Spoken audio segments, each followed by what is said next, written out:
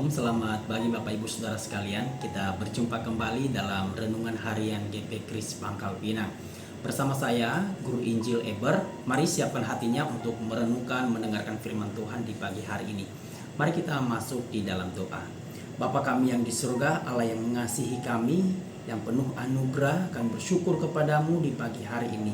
Kami bisa bangun dengan tubuh yang sehat, kami bisa menikmati hari yang baru, karena pertolongan dan anugerah-Mu di dalam hidup kami. Ajar terus kami untuk mengucap syukur untuk setiap kebaikan Tuhan. Dan di pagi hari ini kami akan mendengarkan, merenungkan sebagian kecil daripada firman Tuhan. Agar kami bisa memahami firman Tuhan ini, kami mohon Tuhan tolong kami. Kami sudah siap mendengar firman Tuhan. Dalam nama Tuhan Yesus kami berdoa dan mengucap syukur. Amin. Firman Tuhan hari ini terambil dari Kisah Para Rasul, pasalnya yang keempat, ayat 23 sampai ayatnya ke-31. Bunyinya demikian. Sesudah dilepaskan, pergilah Petrus dan Yohanes kepada teman-teman mereka. Lalu mereka menceritakan segala sesuatu yang dikatakan imam-imam kepala dan tua-tua kepada mereka. Ketika teman-teman mereka mendengar hal itu, berserulah mereka bersama-sama kepada Allah. Katanya, "Ya Tuhan, Engkaulah yang menjadikan langit dan bumi, laut dan segala isinya. Dan oleh Roh Kudus, dengan perantaran hamba-Mu Daud Bapa kami, Engkau telah berfirman, mengapa rusuh bangsa-bangsa, mengapa suku-suku bangsa mereka-reka perkara yang sia-sia. Raja-raja dunia bersiap-siap, dan para pembesar berkumpul untuk melawan Tuhan dan yang diurapinya.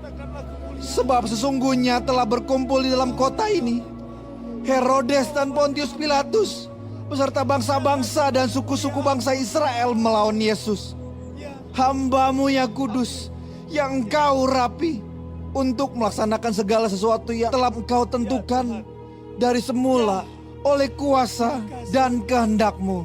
Dan sekarang ya Tuhan, lihatlah bagaimana mereka mengancam kami.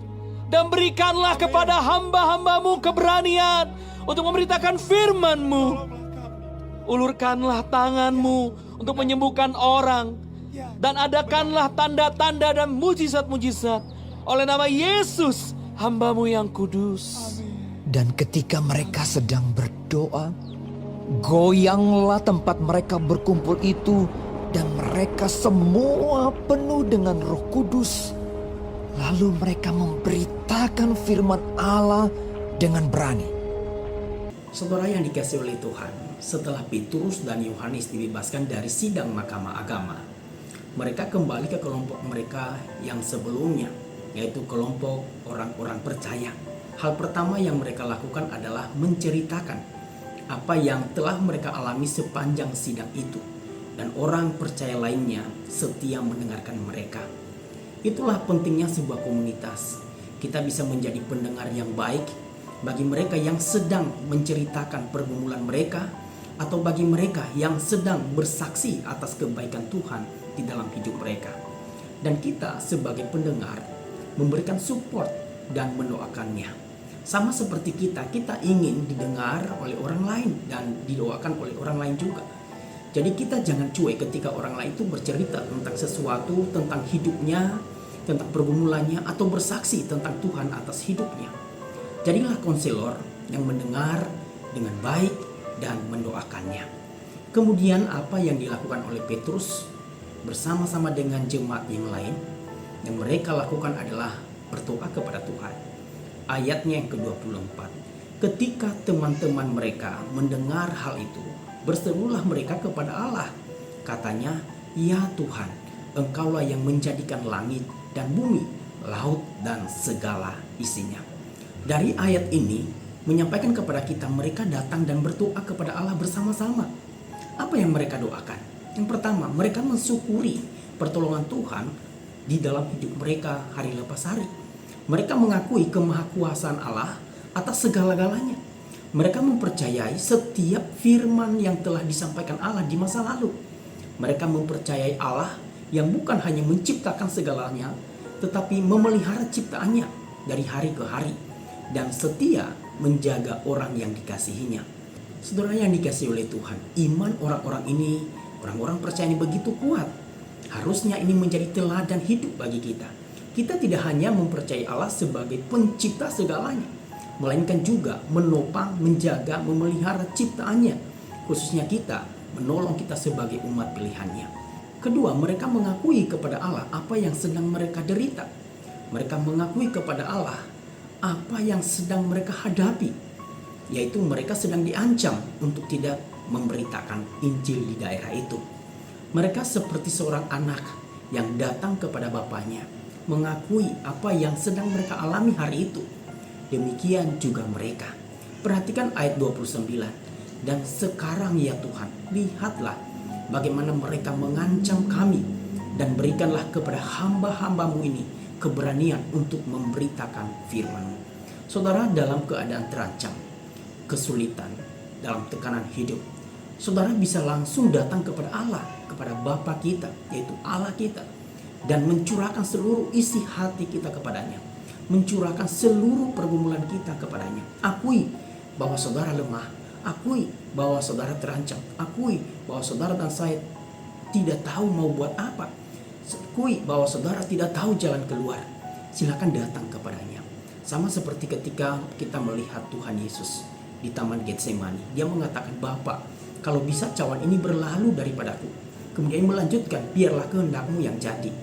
Yesus sebagai anak Allah mengakui kepada Bapa bahwa beban dosa yang dia pikul itu begitu berat, tetapi ia tunduk pada kehendak Bapanya. Demikian juga harusnya kita, ketika kita mencurahkan seluruh unek-unek pergumulan hidup kita kepada Tuhan, mari kita tetap akhiri doa kita dengan mengatakan, "Biarlah kehendak-Mu yang jadi dalam hidup kami Tuhan." Yang ketiga, mereka memohon keberanian untuk mereka sendiri. Ayat 29 dan 31 itu diperhatikan. Karena demi pekerjaan Tuhan dan di tengah-tengah situasi yang mencekam, hal yang paling dibutuhkan adalah keberanian menghadapi situasi itu.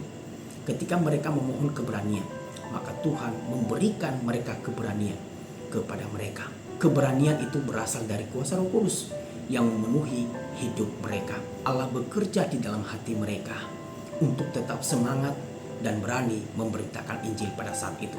Saudara, ketika kita menghadapi situasi apapun, berdoalah kepada Tuhan, memohon pimpinan Roh Kudus untuk memberikan kita keberanian bagi saudara dan saya dalam menghadapi situasi itu. Kalau dengan kekuatan kita sendiri, percayalah bahwa kita tidak dapat bertahan. Dan kita pasti mundur, kita pasti akan lari terbiri-biri dari tekanan itu. Atau bahkan kita akan mengikuti arus dunia pada saat itu. Tetapi dengan kuasa Allah, kita dapat dengan berani menghadapi tekanan-tekanan itu. Dan yang terakhir yang kita pelajari dari mereka adalah mereka sehati di dalam berdoa. Di ayatnya ke-24, ketika teman-teman mereka mendengar hal itu, berserulah mereka bersama-sama kepada Allah. Sebuah pelajaran penting bagi kita. Ketika kita mendengar saudara seiman kita dalam tekanan hidup, mari kita mendoakan mereka bersama-sama. Kita doakan pergumulan mereka bersama-sama. Itulah pentingnya sebuah komunitas Kristen. Kita sebagai tubuh Kristus ikut merasakan apa yang mereka rasakan. Dan apa yang menjadi pergumulan mereka adalah pergumulan kita juga. Percayalah bahwa doa yang dilakukan dengan sehati, Tuhan akan menjawab sesuai dengan kehendaknya. Kiranya firman Tuhan ini menolong dan memberkati kita semua. Amin. Tuhan Yesus memberkati.